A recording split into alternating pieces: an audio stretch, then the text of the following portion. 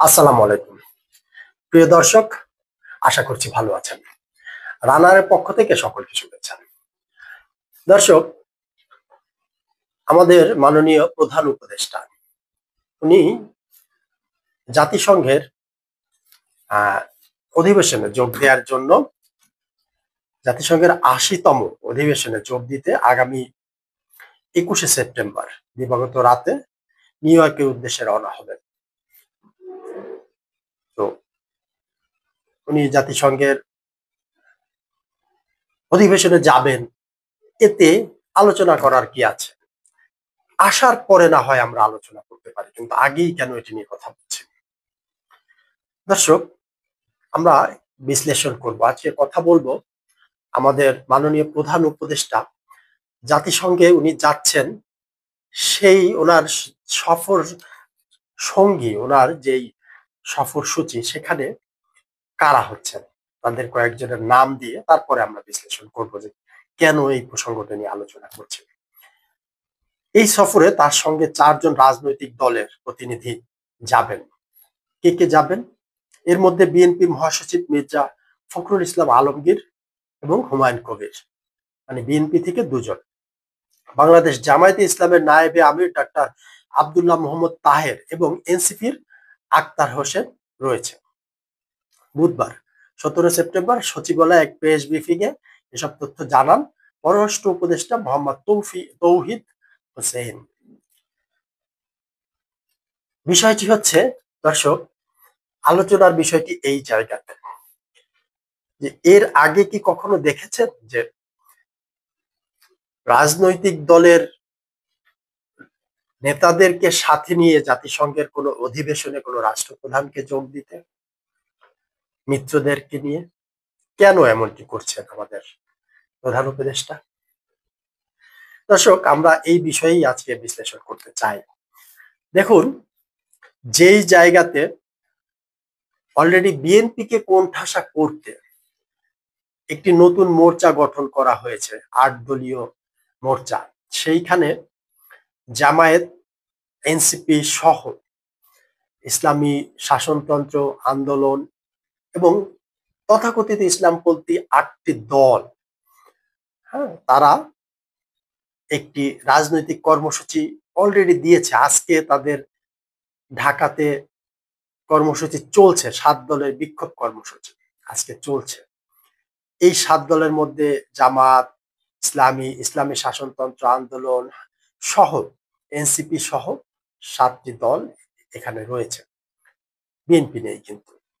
কারণ কি? পিয়ার পদ্ধতিতে নির্বাচন, জুলাই সনদ বাস্তবায়ন, এই উদ্দেশ্যে তারা হলো গিয়ে এই আন্দোলনটি করছে। তাহলে তার মধ্যে আবার প্রধান উপদেষ্টা কি খেলা খেলছে? বিএনপি কে সাথে নিয়ে জাতিসংঘে যেতে চাচ্ছে। খেলাটি এইখানে। বিএনপি আসলে বর্তমানে কি করছে, বিএনপি কি নিজেই জানে?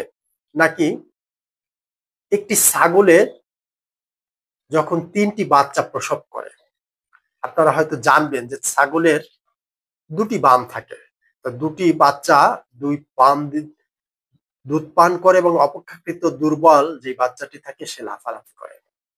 বিএনপির বর্তমান অবস্থা কি সেই ছাগলের 3 নম্বর বাচ্চার মতো? দর্শক, অনেকেই কিন্তু রাজনৈতিক মহলে এমনটি আলোচনা করছেন। আপনারাও কি এমনটি মনে করেন?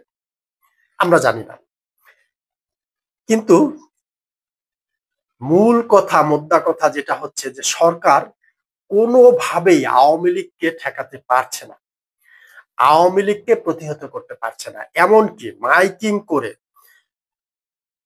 চট্টগ্রামে মাইকিং করে যথারীতি বাসা ভাড়া না দেওয়ার জন্য চট্টগ্রাম মেট্রোপলিটন পুলিশের পক্ষ থেকে মাইকিং করা হচ্ছে যে আওয়ামী লীগের কোনো লোককে যেন বাসা ভাড়া পর্যন্ত দেওয়া না হয়। এই ধরনের বিভিন্ন ধরনের তৎপরতা সরকার যখন চালাচ্ছে, আওয়ামী লীগের নামগন্ধ থাকলেও সাংবাদিক থেকে শুরু করে, লেখক থেকে শুরু করে শিক্ষক কাউকেই যখন বাদ দিচ্ছে না, সেই জায়গাতে সরকার যখন পুরোপুরি ব্যর্থ এবং আওয়ামী লীগের মাঠের কর্মসূচি সরকার কোনোভাবেই দমন করতে পারছে না, এই মুহূর্তে আওয়ামী লীগের মিছিলগুলো বড় হচ্ছে, মিছিলগুলো বেশি হচ্ছে, মিছিলগুলোর এলাকা বৃদ্ধি পাচ্ছে। প্রতিদিনই একই সাথে বিভিন্ন এলাকাতে আওয়ামী লীগের ঝটিকা মিছিল, এবং মিছিলে আস্তে আস্তে ধীরে ধীরে সাধারণ মানুষের অংশগ্রহণ হচ্ছে, যার কারণে সরকারের মাথা ব্যথার কারণ হয়ে দাঁড়িয়েছে। এখন কোনোভাবেই আওয়ামী লীগকে ঠেকাতে পারছে না সরকার। সেই কারণে শেষ খেলা হিসাবে মুরব্বীদের দ্বারস্থ হতে চাচ্ছে মিত্রদেরকে নিয়ে, এমনটি অনেকে মনে করছে। মুরব্বী কারা? যারা তাদেরকে ক্ষমতায় বসিয়েছে। নিউ ইয়র্কে যাচ্ছেন এই মিত্রদেরকে সাথে নিয়ে কিভাবে আওয়ামী লীগকে ঠেকানো যাবে সেই পরিকল্পনা করতে। শেষ রক্ষা কি হবে এই নিউ ইয়র্কের পরিকল্পনা থেকেও? দর্শক, আপনারা কি মনে করেন?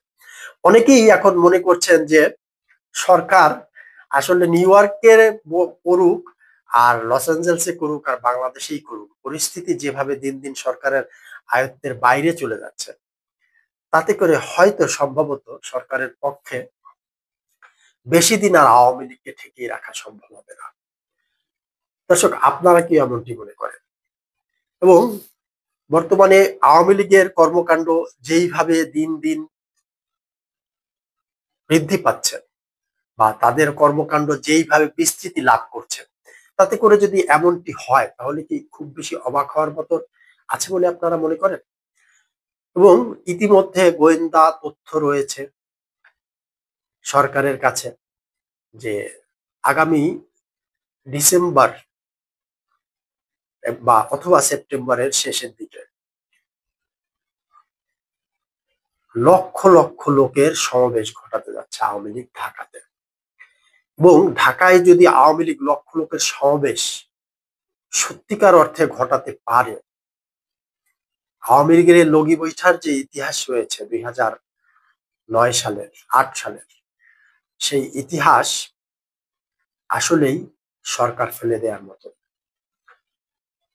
সরকার হয়তো সেই কারণেই নড়ে চড়ে বসছে এবং সত্যিকার অর্থেই এই মুহূর্তে আতঙ্কে রয়েছে।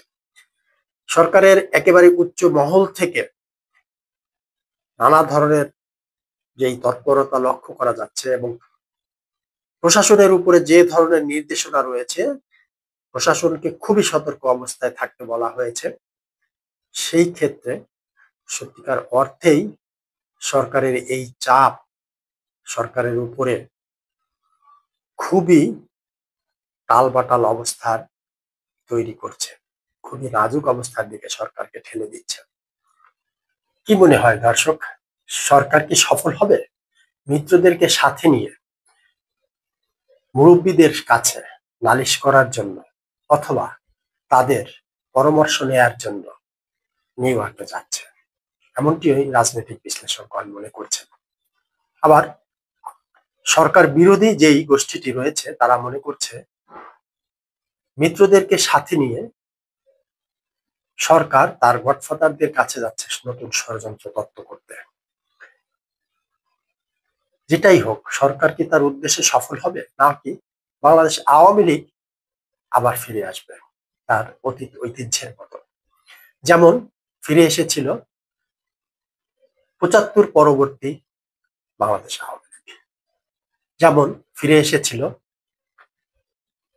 69-এর আওয়ামী লীগ, 70-এর আওয়ামী লীগ, 71-এর মুক্তিযুদ্ধের স্বাধীনতা অর্জনের মাধ্যমে বাংলাদেশ আওয়ামী লীগ, নাকি মুসলিম লীগের মতন হারিয়ে যাবে কালের অতল গহীরে, শুধুমাত্র এই একটি নাম হয়ে থাকবে ইতিহাসে?